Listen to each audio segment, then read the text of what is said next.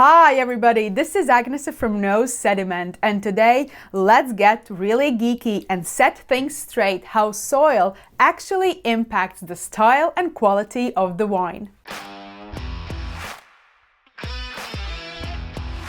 Now this video might provoke some strong reactions. First of all, I would like to note that I am someone who very much follows science and values scientific evidence. You might have noticed by now that some of my comments and views are not the same as what the general public would accept, for example, on wine glasses. The same goes for this very topic, which in my view is one of the most miscommunicated and misunderstood topics in the wine industry. That's why I rarely discuss the soils of specific regions and appellations. One of the main reasons for this is because we often talk about soils in a very simplistic manner. This is most commonly seen when discussing the soils of Chablis, for example, and referring to them in the wine. Some will say that Chablis smells of crushed oyster shells due to the limestone-rich soils of Chablis vineyards, which used to be under the sea, and fossilized sea creatures can still be visible there. However, currently there is no scientific evidence that somehow all these minerals absorbed by the wine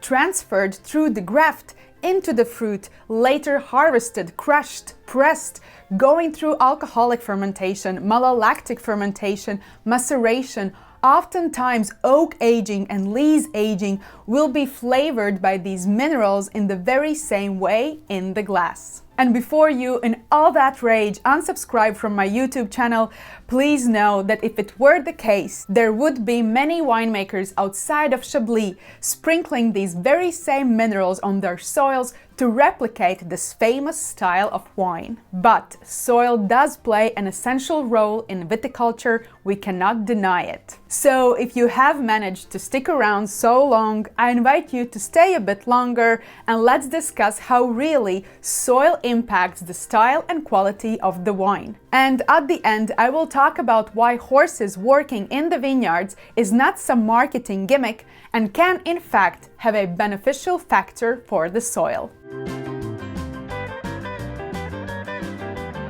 One of the most important aspects of the soil is that it anchors the plant. It provides space for roots to grow. It is the medium from which the wine draws its water, and very importantly, it is the medium from which the wine gets its nutrients. In all honesty, whether the soil is rich in iron or it has higher talc content does not have a detrimental effect on the final wine's quality and its flavors. It is nutrient deficiency or availability, water stress or its excess that will impact the final wine and its quality. This means that certain soil characteristics are preferred for quality winemaking. And believe it or not, there must be certain balance between different types of soil, such as clay, loam or sand. The soil should have good water holding capacity, yet without risk of overlogging. It should be healthy with enough organic matter and porous enough to allow roots to penetrate and develop a deep rooting system.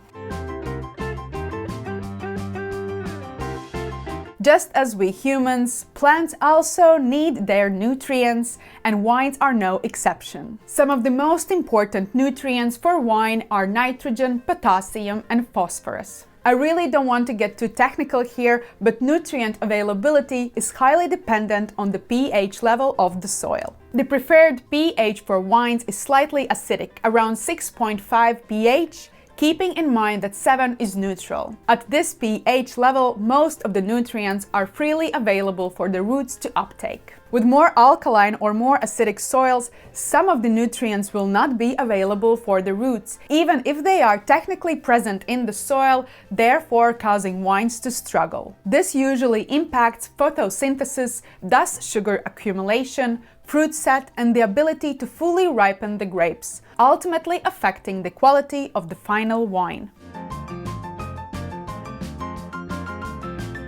An increasingly important factor in the viticulture is the water availability. With water becoming more and more of an issue, soil health and its water holding capacity will play a more crucial role. The water holding capacity of the soil depends on its structure, texture, depth, and health. For example, clay-rich soils have a high water holding capacity, loamy soils somewhat less, and sandy soils usually have low water holding capacity. However, for a wine, extracting water from sandy soils is much easier than from clay-rich soils. During my studies of WSET diploma, one of the lecturers brought his own wine for us students to taste and asked what was wrong with it. It was white wine, and I distinctly remember it tasting bitter and having off flavors. He later explained that it was due to the hydric stress wine experienced that vintage. This highlighted the importance of sufficient water availability in high-quality wine production,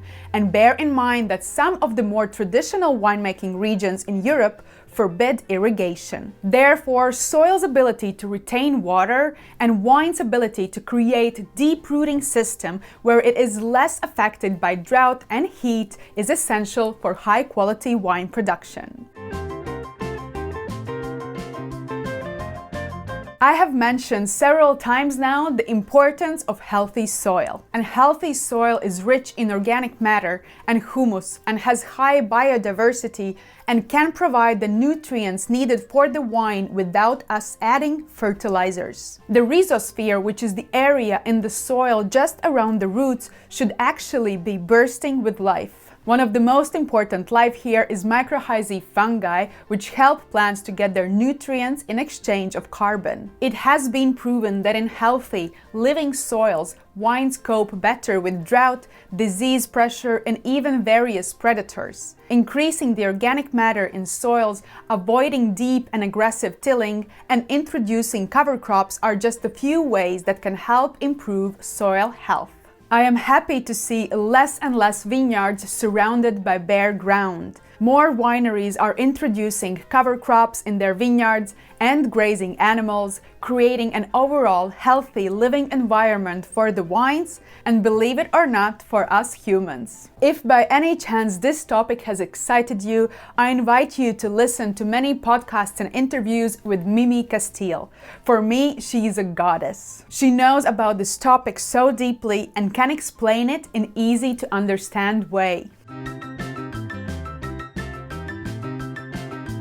Lastly, I want to talk how choice of grape variety and rootstock and their matching to the specific site or soil type can be more important for quality wine than soil alone. There are grape varieties and rootstocks that can handle more drought, certain nutrient deficiencies, access water, and so on. Therefore, the properties of the soil should influence the choice of grape varieties. And it is important for a winemaker to understand these interactions and the needs of each cultivar and what the soil can provide. Because remember, soil, just as the climate in its general form, is something we cannot alter much. For example, Riesling is usually planted higher up on the slopes where it tends to be drier, reserving lower plains with deeper soils and more water availability for other grapes that cannot withstand water stress as well. Similarly, there are rootstocks that create deeper rooting systems,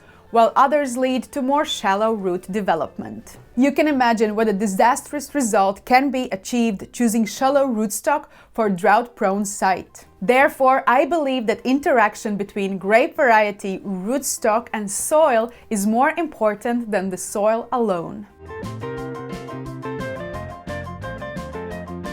It was a while ago when I was talking with some winemakers, and they would proudly announce how they are now trying to work their vineyards with horses and less with tractors. I would sneer. I thought it was just a beautiful marketing. In reality, there is a benefit to it, and that is reducing soil compaction. And I can see it beautifully in my own garden. I don't have paved walks there, all of it is green, but there are certain paths which I walk the most. From the entrance to the house, for example. And I am not particularly heavy person. You cannot see it on a sunny day, but when the rain starts, you will notice that everywhere else the water is absorbed by the soil. However, puddles form where the most walked path is. This happens because the soil in those areas is more compacted, reducing its ability to absorb water more efficiently. Now imagine what tractors do to the bare soil that has been tilled and ripped off all the cover crops except for the wines. Therefore, horses are beautiful in the vineyards, and they are often used to reduce the soil compaction, thus allowing it to be more open, with more freely transported water and nutrients, and more beneficial for the root growth. So here you have it, my take on the importance of the soil in the viticulture and winemaking. If you have other views or thoughts to add, please feel free to comment. If you liked this video, you might also enjoy my other video on how climate change could impact the future of the wine industry.